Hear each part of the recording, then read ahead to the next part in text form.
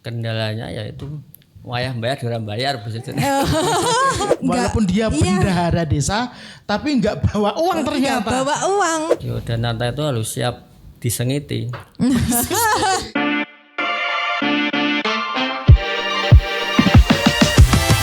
And please, welcome to Selo Pamioro on Podcast. Nek Selo, yuk ngobrol.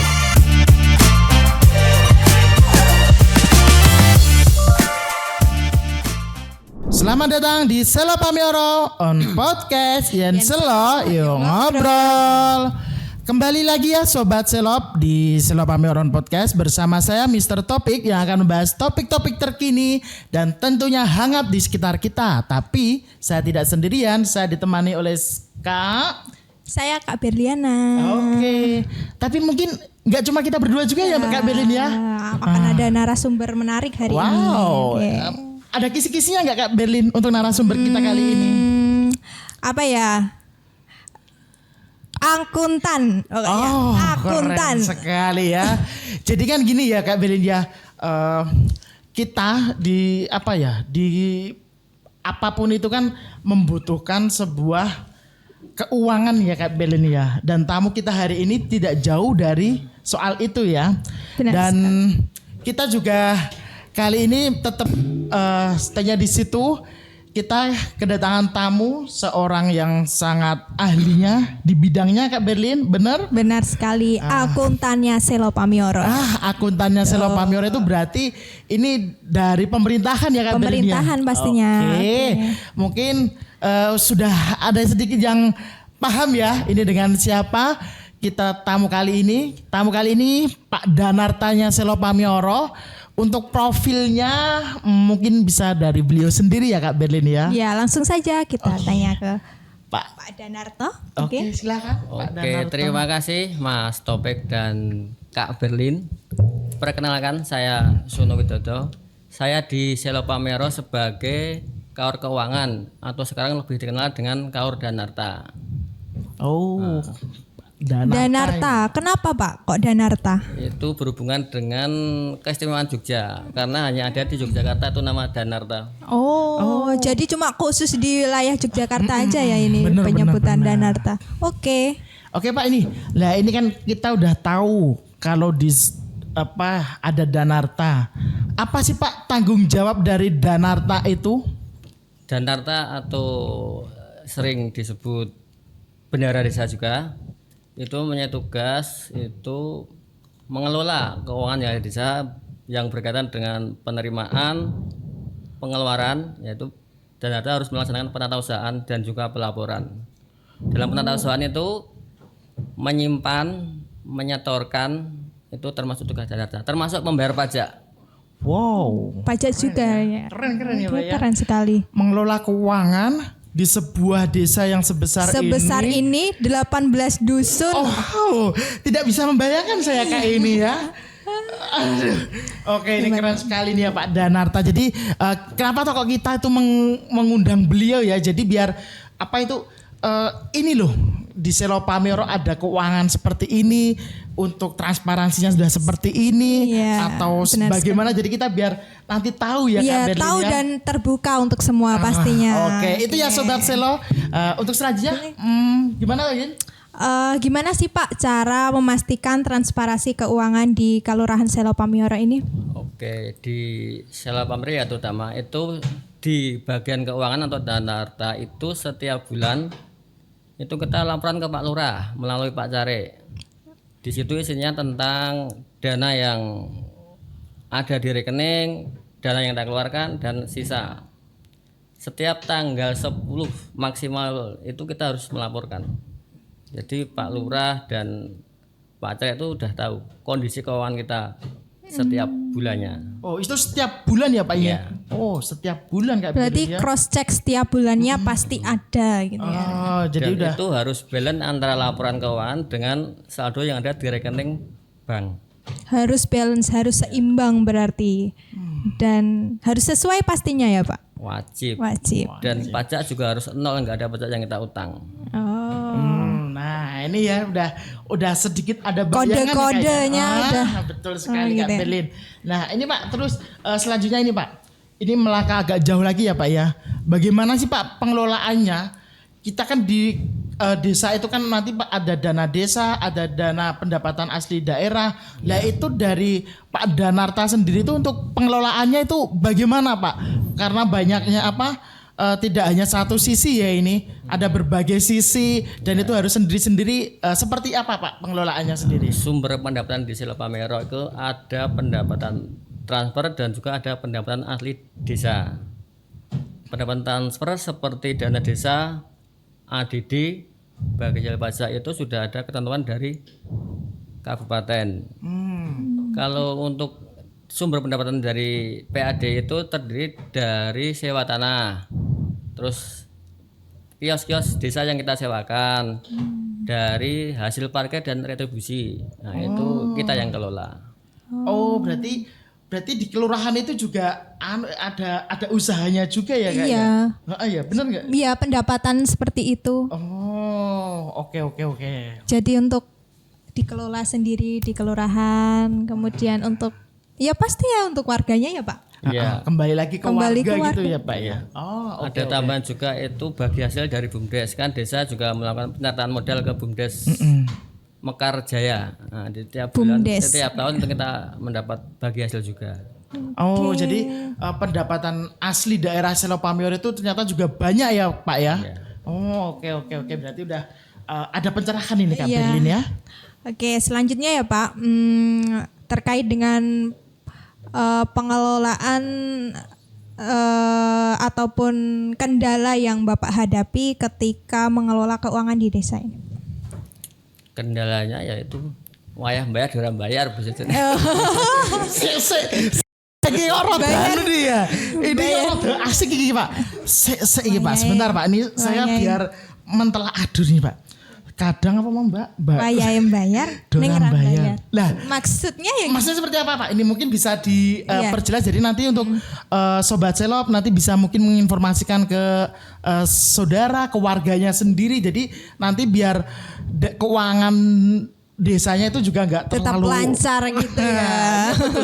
Kan dana kan wajib menyusun RAK itu rencana anggaran kas. Nah, jika dana yang masuk itu nggak sesuai dengan anggaran kita kan repot juga. Oke. Kalau boleh tahu lah Pak ya, seperti apa Pak yang mungkin kadang mas apa ya ini sing donyok telat-telat itu mungkin seperti apa Pak? Yo itu jadwal sewa dari kios, ada sewa. Oh yang dari pendapatan asli daerah itu. Iya, yang dari desa. Oh, Penyetorannya telat seperti itu mungkin ya. mungkin seperti itu ya Pak. Ada juga yang biasanya tiap awal tahun itu ADD itu masuknya ke desa itu molor. Oh. Dari pusat itu ya Pak. Ya, ADD harusnya kan pusat. tiap bulan Januari, Februari, Maret tapi biasanya di bulan kedua atau ketiga. Nah ini jadi mungkin informasi yang sangat penting ini ya. Ini mungkin agak sedikit saya perjelas ini mungkin ya. Jadi kadang kan mungkin masyarakat ya Pak ya. Kadang kan tahu mungkin kalau saya pribadi ya Pak ya taunya. Ya. Aduh ini kok kita mengajukan apa-apa itu kok belum ada keterangan. Nah itu ternyata kadang turunnya aja yang telat gitu ya Pak ya. Jadi ini mungkin untuk informasi untuk masyarakat juga ya Pak ya. Bahwa kita juga berarti menunggu dari pusat gitu ya. Jadi kita nggak bisa jalan sendiri gitu ya Pak ya. Salah satu yang menyebabkan siltap Januari terlambat juga karena itu ADD juga masuknya lambat. Oh, nah. Siltap itu apa Pak? Penghasilan tetap Oh. Ya. Oke. membesek. Berarti untuk langkah-langkahnya juga udah keren ya ini ya. Keren. Udah tepat banget nih. Boleh minum loh? Boleh Pak, mohon maaf ngapunten. Ini kita minum dulu Mbak Berli. Iya. Biar gak apa ya. Disponsori oleh Selop. Nah, ini kalau Selop ini udah pasti ya. Ini sponsornya ada berambang glowing ini ya Kak ya. Glowing dari Selop. Selop Pamero ini. Khasnya Ini Selop UMKM Selop Pamero ini ya. Oke, sebentar ya Mbak ya. Ini biar Iya. tenggorokannya nggak terlalu kering ini. Bismillah dulu. Oke, dilanjut lagi ya Pak ya. Ya monggo. Oke. Oke. Gini Pak, karena kan tadi jenengan udah jelimet itu apa ya Kak? Bilin bahasanya. Rinci. Nah, sudah merinci bahwa AAA, BBB udah seperti itu. Bagaimana sih Pak Anda mempersiapkan laporan keuangan desa itu. Nah, itu mungkin bisa diperjelas bagaimana Bapak itu untuk mempersiapkan laporan keuangan desa. Laporan keuangan, jadi itu penatausahaan. Jadi setiap kali pelaksana kegiatan atau PK di sini kan ada 5, ada Jogoboyo, Ulu-Ulu, Pangripto, Tata Laksana, dan Pak Kamito. Itu kan setiap pengajuan itu harus melampirkan kelengkapan semua SPC dan dokumen pendukung. Nah, setelah lengkap baru kita bikinkan SPP. SPP itu surat perintah pembayaran. Nanti kita kembalikan ke PK, ditandatangani, terus diverifikasi oleh Pak Carik. Setelah Pak Carik verifikasi, nanti Pak Lurah menyetujui. Setelah Pak Lurah menyetujui, baru saya melakukan pembayaran. Oh, alurnya ya Kak. Alurnya seperti itu. Alurnya seperti Dan itu ya. pembayarannya untuk sampai saat ini Selo Pamero transfer semua langsung ke pihak ketiga. Nggak ada uang tunai. Oh, Sekarang Semua data ada di rekening. Nanti bendara itu nggak pegang uang sama sekali. ini maksudnya juga untuk transparansi gitu ya Pak ya. Jadi ini ya mungkin teknologi sekarang itu Harus seperti mengharuskan itu ya. untuk segalanya transfer. iya dan juga mungkin informasi untuk masyarakat juga ya. Jadi ini loh bendahara itu walaupun dia bendahara desa tapi nggak bawa uang ternyata. Nggak bawa uang. Neng bendino dilewati kon ngurusi duit ngono ya Mbak ya luwih enak ya. Benar sekali. Aduh. Jadi Kak Pak Sunu ini cuma Sebagai angka-angka aja. Beliau ini memegang angka-angka aja. tapi nggak megang aslinya megang gitu aslinya ya. itu enggak. Ya, Oke. langsung ke pihak ketiga. Dan itu yang kita bayarkan itu sudah kita potong ke pajak. Oh ya ini ya berarti ini mungkin udah benar-benar transparan ya Mbak ya Transparan, sampai sini. iya. Dan juga pajak itu sudah langsung kita store saat kita transfer ke pihak ketiga. Langsung berarti. Oke Kita harus bikinkan billing. Ya sekarang itu yang lagi bikin musing itu Kortek itu. Oh iya. Saya, Mbak.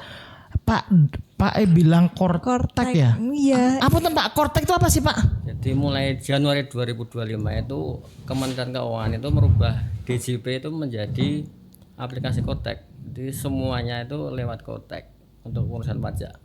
Oh, dan itu baru di 2025 ini ya Pak ya? Nah, ini mungkin kalau Kortek itu menyangkut apa aja sih Mbak maksudnya? Pak mungkin lebih spesifiknya ke maksudnya itu perpajakan apa-apa itu Ya, usaha atau apa? Semua pajak dari Kementerian Keuangan, dari PPN, PPh 23, PPh 21, PPh 22 itu sekarang pakai aplikasi Kortek itu. Nah, jadi mungkin semua biar tahu juga ya Mbak ya. Iya, Jadi benar namanya ada pengusaha atau apa? Harus punya itu ya Pak berarti Iya. seluruh pengusaha. Nah, Dan ini juga sekarang tuh penyedia untuk transaksi yang lebih dari 2 juta itu wajib PKP, jadi pengusaha kena pajak. nah Istilahnya informasi penting ini Kak ya. istilahnya PKP ya. Jadi biar maksudnya gini, nanti kan kita ketika udah ada informasi seperti ini kan biar ternyata kalau ada pengusaha-pengusaha di Selo Pamero mungkin atau di daerah lainnya, jadi tahu ternyata itu sekarang ada sistemnya yang baru seperti Iya, ini. dan gitu mereka ya. itu harus punya itu untuk setiap Jadi bukan transaksi. iya keren. Oke itu tadi ya. Itu ya tadi aplikasi baru ya namanya Kortek. Kortex ya. Oke, keren sekali. Oke, Pak, sedikit mau tanya, bagaimana langkah Bapak atau cara mengatasi ketika pernah terjadi penyalahgunaan keuangan di Selo Pamero? Selama saya di sini belum pernah. Belum pernah. Oke. Karena kalau saya sendiri kan di belakang meja. Jadi apa yang saya teliti, apa yang saya mau bayarkan itu kan sudah melewati proses dari verifikasi Pak Carik dan persetujuan Pak Lurah. Dan saya yakin itu pasti diverifikasi dengan sangat detail dan teliti.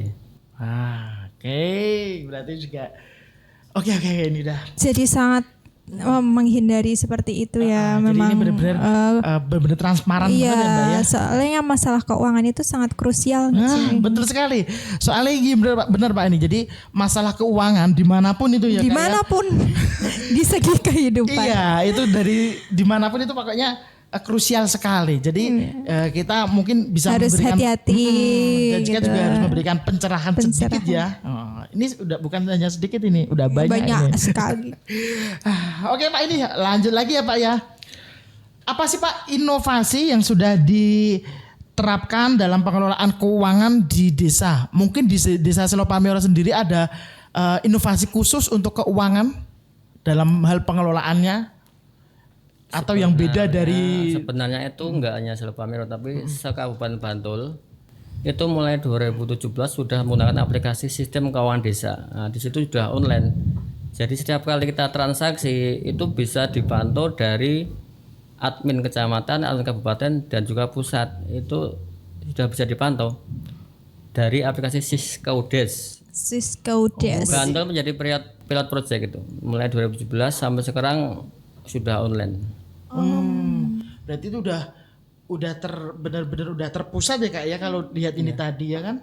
Kalau istilahnya itu sekarang nggak ada tulis tangan gitu ya Pak? Nggak ada. Sekarang serba aplikasi. Semua bisa memantau. Inspektorat bisa mengecek. BPKP juga bisa. Itu kan aplikasi dari Kemendagri dan BPKP itu. Jadi wis corone wis arep ngopo-opo wis dipantau saka pusat. Berarti tetap insyaallah benar-benar lurus Iya, ini ya Mbak ya. Insyaallah. Oke, keren banget ini ya. Danarto Selopamiro ini Bapak Sunu ini.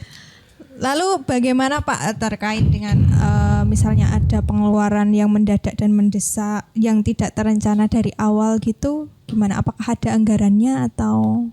Untuk pengeluaran seperti apa contohnya? Misalnya terkait kebencanaan.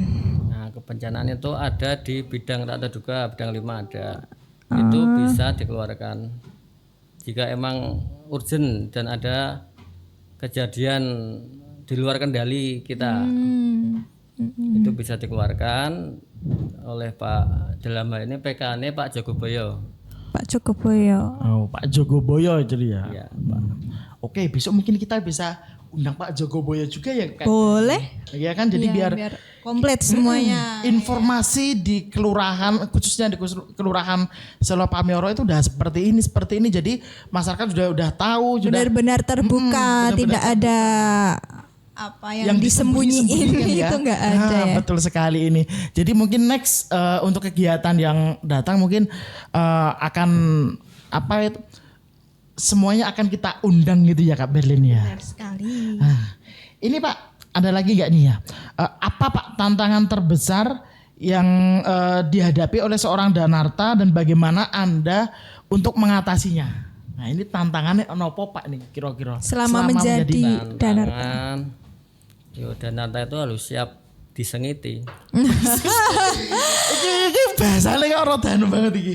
Kenapa Pak kok siap-siap disengiti itu kenapa Pak? Karena apa? Saya mencarikan dana. Kalau SPJ nggak lengkap nggak saya cairkan. Wow. Mencairkan dana kalau SPJ tidak lengkap tidak dicairkan. Berarti memang Pengajuan ada kelengkapan yang belum ada tetap nggak saya cairkan. Wow, keren banget keren kan nggak ini. sih? Keren asik gini. Jadi benar-benar teliti ya. Iya. Ya kan ya. Iya benar. Oke, keren banget Pak. Jadi untuk mengatasinya udah seperti itu, umpamane ano sing arep mengajukan SPJ tadi ya. Mengajukan pencairan ya Pak. Mengajukan Pencairan istilahnya. Enggak lengkap SPJ-nya. Itu enggak akan dieksekusi bahasanya ya sama Eksekusi Pak Danarta. ya, Wah, ya. keren sekali nih Kak Berlin. Oh iya Pak, mau tanya ini terkait dengan Bapak, apakah Bapak itu punya pedoman terkait keuangan, misalnya terkait dengan undang-undang atau regulasinya ada gitu Pak? Yaitu ada Perbuk pengelolaan keuangan, ada Perbuk 60 kalau nggak salah. Nah itu yang sebagai acuan kita semua, nggak hanya Danarta, dari lurah, caleg dan semua kaor-kasih. Oh berarti semua apa yang dilakukan oleh Pak Danarta ini enggak dari dirinya sendiri, tapi emang benar-benar udah ada pedomannya ya Kak ya. Jadi benar-benar dilakukan karena ada Sesuai undang-undangnya sesuai gitu. undang-undangnya. Ya. Jadi kita nek umpamane wong masyarakat itu harap nyalahke yo nggak bisa karena itu udah ada undang-undangnya, Aturannya. Nah, oke. Keren ya, emang Lanjut keren. Berlin. Apalagi ini Mas? Masih banyak Kayaknya ya, masih banyak. masih banyak yang kita perlu ulik ini dari Pak Danarta. Mumpung beliau di sini, ya kan Kak. Dan ini kita harus memberikan informasi yang seluas-luasnya ini untuk masyarakat. Terkait dengan bagaimana Bapak mendidik perangkat desa lainnya untuk memahami dasar-dasar pengelolaan keuangan. Apakah ada rapat setiap bulan ataupun pertemuan apa gitu? Kalau saya nggak pas kalau mendidik. Maksudnya Mendidik itu bukan kewenangan Danarto. Oke, ini udah padat, Kita singkat. belajar bersama. Kita pahami aturan yang ada itu aja. Oke, keren. Nah, ini sini Pak. Apakah ada penggunaan teknologi yang sudah membantu dalam pengelolaan keuangan? Tadi kalau teknologi mungkin ada nggak Pak? Ya, itu aplikasi-aplikasi itu.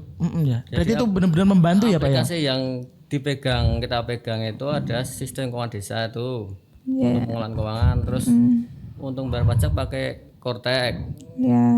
Dan untuk transaksi kita transfer itu ada CMS. Nah, CMS dari Cash Management System dari Bank BPD. Berarti udah lengkap ya Mbak ya? Udah Kita kolaborasi juga juga. ada tambahan aplikasi yang dikembangkan oleh Pak Kabid Dinas PMK itu Pak Nanang itu aplikasi SIDES itu memudahkan kita untuk memantau. Berarti Sides. kita tutup buku juga sudah ada di situ. Kita mau ngecek ini transfer ke penyedia berapa, pajaknya berapa sudah ada di situ. Jadi kita dipermudah dari aplikasi itu. Oke. Nah, ini Pak, setelah panjang lebarnya Bapak menjelaskan, terus seandainya ini Pak ada penyalahgunaan dana, langkah apa Pak yang akan Bapak lakukan untuk menangani penyalahgunaan itu? Mungkin ada langkah-langkah yang lebih konkret. Sebelum dicarikan itu kita harus cek dulu. Jadi sebelum cair itu harus benar-benar dipastikan itu emang sesuai penggunaannya, jadi sesuai dengan APBK. Jangan sampai menyalahkan dana yang tidak ada di anggaran APBDes kita. Oke. Berarti harus sesuai, semuanya harus sesuai. Dengan peraturan gitu ya Kak ya. Oke ya, mungkin gimana Kak Birin? Udah sedikit jelas belum ini? Udah jelas besar atau sedikit? Sepertinya sudah rinci sekali. Sudah rinci ya. Ini ya untuk Sobat Selop, tadi udah kita ulik panjang lebarnya dari Pak Danarta dan jawaban beliau juga udah memuaskan ini ya. Memuaskan sekali, sudah memuaskan dan ternyata di Selop Pamioro itu untuk keuangan itu udah bener-bener kalau pandangan saya pribadi ya ini udah transparan, akuntabel, apalagi dan kayaknya udah sesuai dengan peraturan dan peraturan undang-undang yang itu ada. tadi. Oke ya, mungkin itu dulu ya Kak Itu ya. dulu ya untuk kali ini. Jadi untuk ini ya untuk Sobat Selop mungkin bisa disebarkan juga nanti kalau ini loh keuangan di Selop Pamioro itu udah seperti ini. Jadi nanti biar di masyarakat itu tidak ada Paham dan mengetahui, nggak ada crack gitu. Nah, gitu. Oke ya, Pak Danarta, Pak Sunu, matur nuwun ya Pak ya udah Terima kasih, kehadirannya di Pak. sini. Sudah Mohon maaf ya Pak ya untuk penjamuannya mungkin kurang memuaskan gitu ya Pak ya. Oke Pak, Kak Berin ada yang perlu disampaikan lagi? Sudah. Oh, mungkin dari Pak Danarta ada closing atau pesan-pesan. Oke ya. Terima kasih Mas Topik dan Mbak Berlin yang sudah mengundang saya. Dan semoga ini kegiatannya juga dibiayai dari APBK loh ini. Wow. Terima kasih. Terima kasih, dia harus mengucapkan terima kasih ini. Iya, memang benar Selamat sekali. Selamat berpodcast. Terima kasih ya. Dan kita Lanjutkan. memberikan informasi gitu ya Pak ya.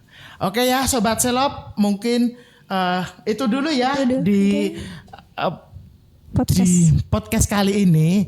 Dan jangan lupa ya untuk teman-teman sobat Selop dan semua masyarakat khususnya di Selopamioro dan umumnya di Indonesia, ya kan? Seluruhnya. Iya, biar lebih luas. Nggak hanya Indonesia, luar negeri juga. Oke.